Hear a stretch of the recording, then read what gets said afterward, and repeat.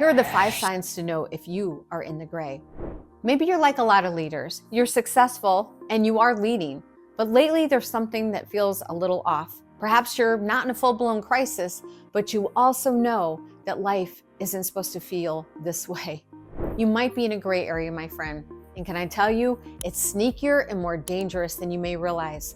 In this video, I'm breaking down what a gray area really is, the 5 signs to know if you're in one, and what you could do today to start feeling clear, confident, and back in control. Let's go. I'm Carrie Schwer, founder of Gray Tonic and creator of the Decide Method. I work with high-performing business owners and leaders who feel stuck, not because things are terrible, but because they're off. They're operating in a fog, going through the motions, successful on paper, but secretly disconnected. Sound familiar? Well, this video is for you. So let's begin. What is a gray area? A gray area is when you are in that in-between zone. Not rock bottom, but not fully alive either. It's when you say you're fine, but feel heavy and disconnected. Maybe functioning really well, but feeling off. Maybe it's waking up with that vague sense of dissatisfaction, and maybe even a little shame, but you don't know why. For some, it's the casual 2 to 3 drinks a night that you pretend aren't a big deal, or a marriage that's calm, but lacking intimacy or joy.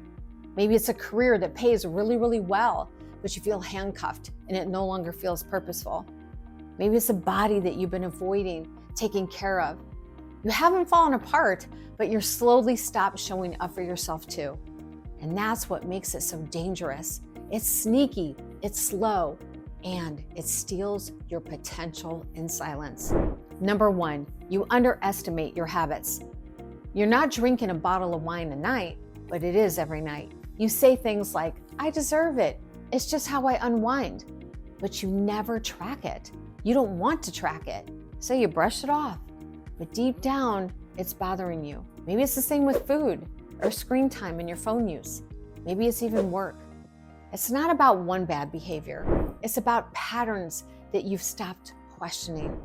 Let me say that again. It's about the patterns that you've stopped questioning.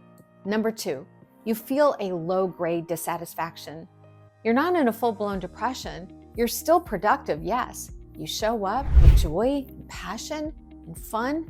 It's gone. And then you say things. Is this all there is? I should feel more grateful. I don't know what's wrong with me. Well, that quiet discomfort is one of the biggest red flags of the gray. It's because it means your soul is tapping you on the shoulder, but you've been too busy to hear it. Number 3, you avoid silence. You fill every quiet moment with noise, whether it's podcasts, Netflix, social media, emails, busy work. Why? Because silence forces you to sit with yourself. You've likely forgotten what it's like to be still without being uncomfortable. And that, my friend, is a big red flag. There's something that you're avoiding, whether it's emotionally or spiritually. And when we're not connected to ourselves, how can we lead others? Number 4, you tell yourself it'll work itself out. You've been saying, I'll handle it soon, for months, maybe even years. You've normalized the dysfunction. You avoid the hard conversations. You delay action because it's not urgent yet. Can I tell you that's the key word here is yet? And this is where high-function people stay stuck the longest. They're so capable that no one around them notices that they're off, but they notice, and it wears them down. Number 5, you've stopped being honest with yourself. Oh, this one is the kicker. That one stings, I know it. You say it's not that bad. Other people are doing it. It's not that big of a deal. It could be worse. I'm just in a phase. But can I tell you, that's denial in disguise, and it's costing you much. It could cost you things like your peace and confidence and momentum. How about authenticity and leadership? And true leadership begins when you stop lying to yourself.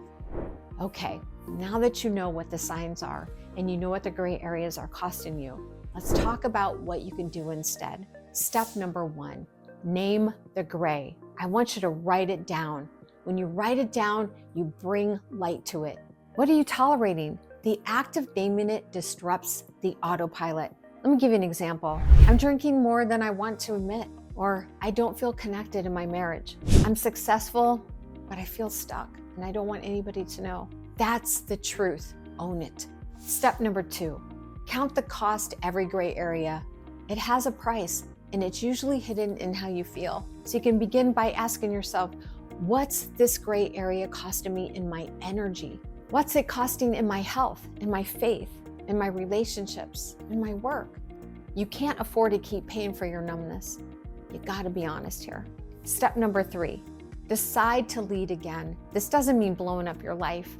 This means committing to intentional shifts, creating better boundaries, asking for support, working with a coach, saying no to what no longer fits, honoring your body and your mind and your spirit again. Leading isn't about being perfect.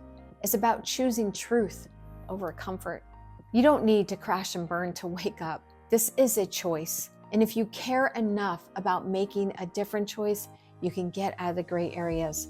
Gray areas only stay gray when we avoid the light. But the second that you're willing to face them with truth and curiosity, you take back your power. And that's when everything begins to shift. If this spoke to you, send me a message. Let's have a real conversation. There's no pressure, no sales pitch, just the truth. Because I know what it's like to live in the gray. And I also know what's waiting for you on the other side of it. If you liked this video and found it to be helpful, please consider subscribing to the channel and giving this video a like. I'll see you in the next one.